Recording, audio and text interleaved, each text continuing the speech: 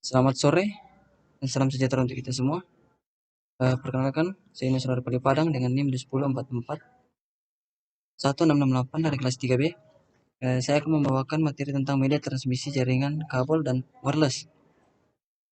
Jadi media transmisi adalah media yang menghubungkan antara pengirim dan penerima informasi. Karena jarak yang jauh, maka data terlebih dahulu diubah menjadi kode atau dilakukan proses penginskripsian data. Dan data diinskripsi akan dimanipulasi dengan berbagai macam cara untuk diubah kembali menjadi data asli. Beberapa elektronik seperti telepon, komputer, televisi, dan radio membutuhkan media transmisi untuk dapat mengirim data. Media transmisi ada dua, yaitu gurit atau kabel, merupakan transmisi terpandu jaringan yang menggunakan sistem kabel. Yang kedua adalah unguided atau wireless. Media transmisi tidak terpadu merupakan jaringan yang menggunakan sistem gelombang. Media transmisi guided atau transmisi wire kabel disebut juga media transmisi guided. Artinya guided media menyediakan jalur transmisi sinyal yang terbatas secara fisik. Sinyal yang melewati media-media tersebut diarahkan dan dibatasi oleh batas fisik media. Twisted pair dan coaxial cable menggunakan konduktor logam yang menerima dan mentransmisikan sinyal dalam bentuk aliran listrik. Optical fiber atau serat optik menerima dan mentransmisikan sinyal data dalam bentuk cahaya. Jenis-jenis media transmisi guided wire atau kabel. Yang pertama adalah STP kabel atau shielded twisted pair, merupakan salah satu jenis kabel yang digunakan dalam jaringan komputer. Kabel STP ini lebih tahan terhadap gangguan yang disebabkan oleh posisi kabel yang tertekuk. Kemudian ada UTP kabel atau unshielded twisted pair, banyak digunakan dalam instalasi jaringan komputer. Kabel ini berisi 4 pasang kabel yang tiap pasangnya dipilih. Atau twisted kabel ini tidak dilengkapi dengan pelindung atau unshielded. Kabel UTP mudah dipasang, ukurannya kecil dan harganya lebih murah dari jenis media lainnya. Kemudian ada coaxial kabel, merupakan media transmisi yang paling banyak digunakan pada local area network dan menjadi pilihan banyak orang karena harganya murah. Kabel ini juga mudah digunakan. Coaxial terdiri dari dua konduktor dibentuk untuk beroperasi pada pita frekuensi yang besar. Kabel ini terbagi menjadi dua bagian, yaitu kabel koaksial baseband atau kabel 50 ohm yang digunakan dalam bentuk transmisi digital, dan kabel koaksial broadband atau kabel 75 ohm yang digunakan untuk transmisi analog. Kemudian yang keempat adalah fiber optik, merupakan media networking yang mampu digunakan untuk transmisi modulasi. Jika dibandingkan media transmisi lain, fiber optik memiliki harga lebih mahal tetapi cukup tahan terhadap interferensi elektromagnetis dan mampu beroperasi dengan kecepatan dan kapasitas data yang tinggi. Kabel fiber optik mentransmisikan puluhan juta bit digital per detik pada link kabel optik yang beroperasi dalam sebuah jaringan komersial. Kemudian ada media transmisi unguided atau media transmisi wireless, atau yang disebut juga unguided transmission adalah suatu media transmisi data yang tidak memerlukan kabel dalam proses transmisinya. Media unguided atau wireless ini memanfaatkan sebuah antena untuk transmisi di udara, ruang hampa udara atau air. Untuk transmisi, antena menyebarkan energi elektromagnetik dalam media, sedangkan untuk penerimaan sinyal, antena menangkap gelombang elektromagnetik dari media. Pada dasarnya terdapat dua jenis konfigurasi untuk transmisi wireless.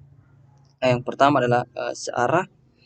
Untuk konfigurasi searah, antena transmisi mengeluarkan sinyal elektromagnetik yang terpusat. Antena transmisi dan antena penerima harus disesuaikan dengan hati-hati. Umumnya semakin tinggi frekuensi sinyal, semakin mungkin memfokuskannya ke dalam sinar searah. Kemudian ada segala arah. Untuk konfigurasi segala arah, sinyal yang ditransmisikan menyebar luas ke segala arah penjuru dan diterima oleh banyak antena. Kemudian ada jenis-jenis transmisi unguided atau transmisi wireless. Yang pertama adalah gelombang mikro.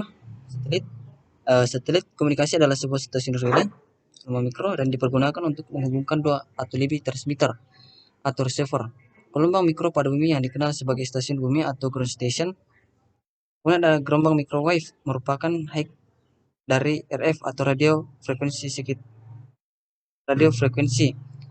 sekitar 1 sampai 30 GHz. Transmisi dengan microwave ada beberapa yang perlu diperhatikan adalah, yang Yang pertama adalah alokasi frekuensi, kemudian ada interference keamanan, kemudian harus track line atau perambatan line of sight. Kemudian ada infrared atau inframerah, adalah generasi pertama dari teknologi koneksi nirkabel yang digunakan untuk perangkat mobile. Infrared merupakan sebuah radiasi gelombang elektromagnetis dengan panjang gelombang lebih panjang dari gelombang merah namun lebih pendek dari gelombang radio, yaitu 0,7 mikro sampai dengan 1 mm.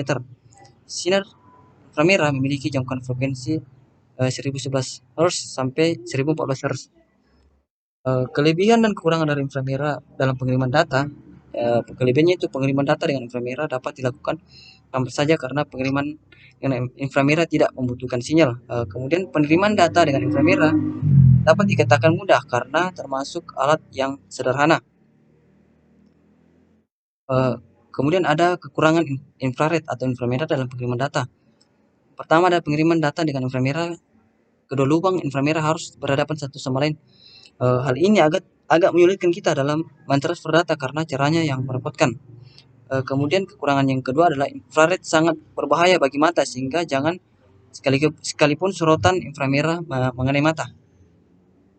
Kemudian ada jenis-jenis transmisi yang ketiga, yaitu Bluetooth adalah sebuah teknologi komunikasi wireless atau tanpa kabel yang beroperasi dalam frekuensi 2,4 GHz unlicensed ISM atau industrial, scientific and medical, dengan menggunakan sebuah frekuensi hopping transceiver yang mampu menyediakan layanan komunikasi data dan suara secara real time antara host Bluetooth dengan jarak jangkauan layanan terbatas.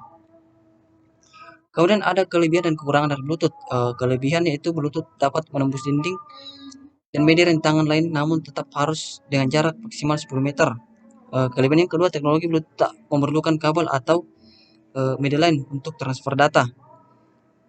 Kelebihan yang ketiga yaitu Bluetooth dapat mensinkronisasikan data dari ponsel ke komputer ataupun sebaliknya. Kekurangan dari Bluetooth yaitu teknologi Bluetooth masih menggunakan frekuensi sama dengan jaringan LAN. Kekurangan yang kedua itu di Indonesia sudah banyak virus dapat menyebar melalui Bluetooth. Kemudian kekurangan yang ketiga adalah banyak keamanan Bluetooth. Banyak keamanan Bluetooth yang harus diperhatikan guna mencegah transfer data gagal. Kemudian yang keempat adalah Wi-Fi atau wireless fidelity, adalah koneksi tanpa kabel seperti handphone dengan mempergunakan teknologi radio sehingga pemakainya dapat mentransfer data dengan cepat dan aman. Wi-Fi merupakan kependekan dari wireless fidelity, memiliki pengertiannya yaitu sekumpulan standar yang digunakan untuk jaringan lokal nirkabel atau wireless local area network WLAN. Kemudian ada dua mode akses koneksi Wi-Fi yaitu ad hoc. Mode koneksi ini adalah mode di mana beberapa komputer terhubung secara langsung atau dikenal dengan istilah peer-to-peer. Keuntungannya lebih murah dan praktis bila terkoneksi hanya 2 atau 3 komputer tanpa harus membeli access point.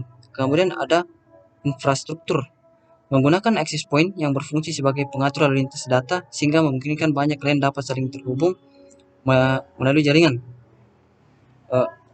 Itu saja materi yang bisa saya sampaikan di dalam PPT ini. Saya Yunis Lora Palipadang. Terima kasih sudah menonton.